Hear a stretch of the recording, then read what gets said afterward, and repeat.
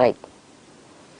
అంటే చాలా మంది పేరెంట్స్ కొంతవరకు ఏంటంటే మిగతా పిల్లలతోటి కంపేర్ చేసి ఎక్కువగా మాట్లాడుతుంటారు. ఎప్పుడు కంపేర్ సో అది ఎంతవరకు కరెక్ట్ అంటారు?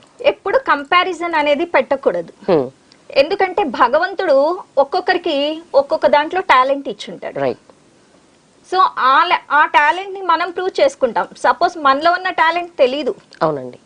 సో ఆ టాలెంట్ మనమే తెలుసుకోవాలి. తెలుసుకునే విధంగా ఛాన్సెస్ కూడా వస్తాయి అన్నమాట. సో పేరెంట్స్ గుర్తించాలి పిల్లలకు సంబంధించి. అట్లా నవేడేస్ పేరెంట్స్ ఏంటంటే వాళ్ళకి ఇష్టమైంది వీళ్ళ మీద రుద్దుతారు. ఇది చాలా వరకు వింటున్నాము. అలా ఎప్పుడు చేయకూడదు. ఫస్ట్ స్టూడెంట్ కి ఎందులో ఇంట్రెస్ట్ ఉందో, దేంట్లో ఇంట్రెస్ట్ ఉంది అందులోకి మనము ఎంకరేజ్ చేయాలి. ఇప్పుడు 10th అయిపోయిన తర్వాత కూడా చాలా మంది అంటూ ఉంటారు ఎంపీసీ తీసుకొని, వాడికి మ్యాథ్స్ రాదు లేదా బైపీసీ తీసుకో. సో మన ఫీలింగ్స్ ని వాళ్ళ మీద రుద్దకూడదు.